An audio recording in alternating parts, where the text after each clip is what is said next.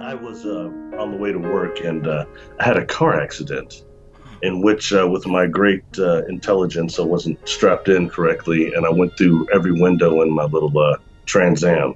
So I Hmm. sustained four catastrophic traumatic brain injuries. Hmm. And by the time the paramedics got there, they actually had to resuscitate me twice on the way to the hospital. I had passed away due to several problems. Once your brain gets damaged in that way, sometimes you can't always breathe correctly and regulate your organs correctly. So I had passed on the way to the hospital. They revived me. So I'd had a very definite near-death experience. It took about I was in a coma for just a little over 2 weeks, and it took about a month to remember who I was. Hmm. And when I say that, remembering how your pattern of decision making is kind of is about who you are. So that was one of them. And then I was missing a block of my life from the accident to when I remembered who I was. And Hmm. the only other time I was actually missing time was concerning these extraterrestrial star being encounters Hmm. I've been having in my whole life. Right. So yeah, so mhm. Which, yeah, which we're going to get into. I want to stay on the NDE aspect for a minute because I think we can really draw a nexus between. I'm hearing more and more individuals who are active experiencers who have are also NDEers, if you will. So I find it quite interesting. Well, let's stay on the NDE thing for a bit. Okay. What can you recall, if anything, of your experience in the quote near death state? And moreover, here's the big one. Do you feel, Barry, that there was some form of interaction with non-human intelligence while you were in this state, in the NDE state? Oh, definitely, definitely. One to be said is, I had to really my near death experience. I really had to, as a psychologist, I have a psychological psychology degree. I had to really analyze. Was that the last oxygen in my brain processing and things that were giving me delusions or something like that? But I will say that reality is real to the perceiver. Mm. And had I not have come back here, I would still have been there. I did during this time. Now, I will say this: during when the death process hit me, and during the time I was in the coma, there was a great deal of unconsciousness. But however, I did at the beginning of this experience angelics, angels, and I will even take it out of the frame of religion because I think that that term doesn't do these beings justice. I think they would be called, archangels, archangels, or maybe the Aranta book has a term they call super nanophem. Hmm. I think that would be more what these beings were. They're very regal. All right. And I'm convinced that, put it through this, there's so much love coming off of them that a little bit more, I think, would have maybe burned me up.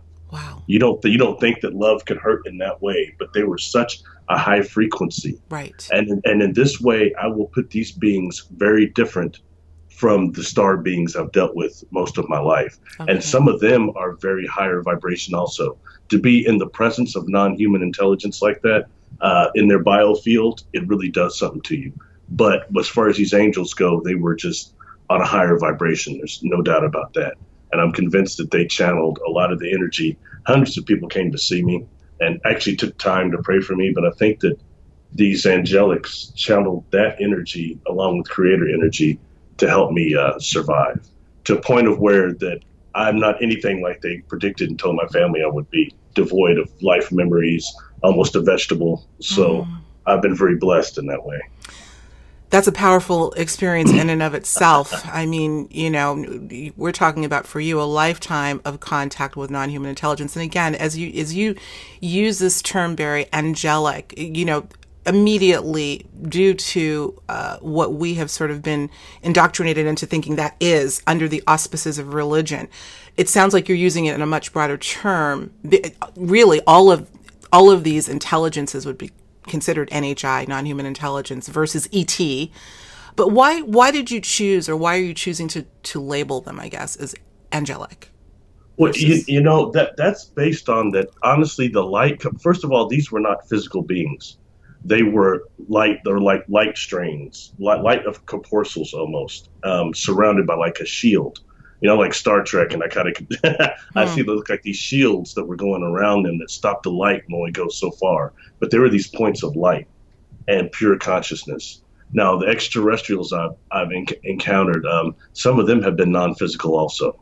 Some of them look similar to orbs or light configurations or plasma configurations like that. So in that way, that's non-human also. But these beings were different, their vibration. And once again, I want to impress the love that I felt coming off them. Several people that came to my the room there to see me while I was still in ICU had experiences. Really? Yeah. Oh, tell about angelic that. type of experiences. Really? Well, yeah. One was a friend of mine. They led him back to actually, he wanted to sit and pray with me. And I'm in the coma. He's praying with me. And when he got done praying, he said I reached over and grabbed his arm. And the doctors and nurses told him that was nearly impossible, but it was good. And he kept saying, when he came and saw me after I was awake and knew who I was, he said, man, I'm sure you could hear me. You had to have heard me, or I had a friend that's a therapist, a fellow therapist, and she came up and to see me. And actually they let her back with her minister and his wife, and they prayed for me. And they said they felt this electricity. And then all the alarms on my head went off and I sat up. I've been in a coma at this point for weeks. And she said I was looking around, and she said, you're going to be all right. You got hurt. And a tear came out of my ear and I kind of shook my head. And then she ran out of the room. And later on the way home, her minister and his wife, she says that she calls them prophets. She's very religious, which is all right, but they obviously have the clairvoyant sight. And he asked her, she said, what was he like before he got hurt? Is he kind of a leader? Did people listen to him? And she said, yeah, he was in that position professionally. And he said, well, I think I saw not what you saw. When he set up, he was at a full recovery, and he'll be talking to people about his injuries. Wow. Yeah. Cut to the quick. Can I throw something else in? You most certainly can. Okay, thank you. Sorry to interrupt. Something that Mary Rodwell was doing when I first got turned on to her work, probably about 6 years ago, after my accident, she started mentioning people that are lifelong experiencers or contactees that have these horrible accidents, and that sometimes the star beings will jump in and stop the space-time continuum, yank the people out at the moment of impact, and then put them back just a few milliseconds later. And such individuals have amazing recovery time, and they don't tend to be hurt like they should for the accident they were in. When I heard her saying that, I almost fell over, because that described me. I had quite a bit, the doctors telling me, so you went through 4 windows, including I went through my T-tops. Yeah, that's not, but they say all the windows you went through, you didn't lose your teeth.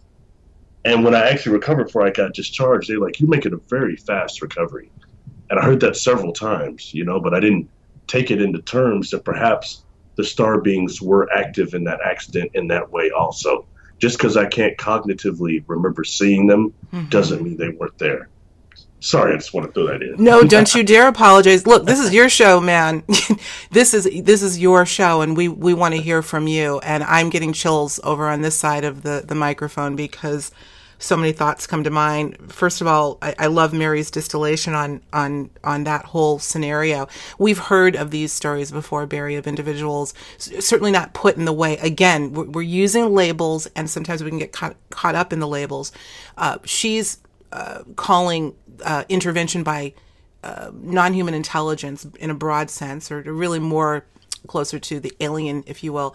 But you hear so many stories of individuals, I have at least, who have had what should have been absolutely catastrophic and fatal car accidents that saw angelic beings that literally took them out of the car and placed them in a field, for instance. I'm thinking of one person in particular. So there's obviously something going on in terms of intervention. And you have to ask yourself the question, why do some people have that, are intervened with and others not? And the thing that comes to me immediately is you've got so much to share, Barry Littleton. So much work to do. Well, thank you. That's a very nice thing to say. Well, I think it's the truth, though. I really do. Thank you for sharing that.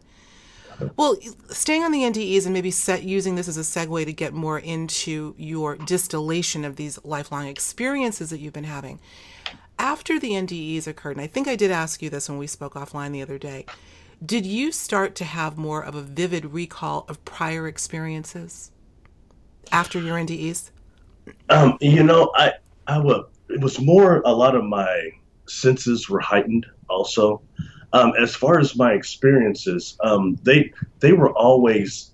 For a long time, I was resistant to hypnotherapy. Mm-hmm. I went and got a couple of certifications myself in hypnosis, trying to self-hypnotize myself so I could have this missing time, bring back those memories, and it didn't work.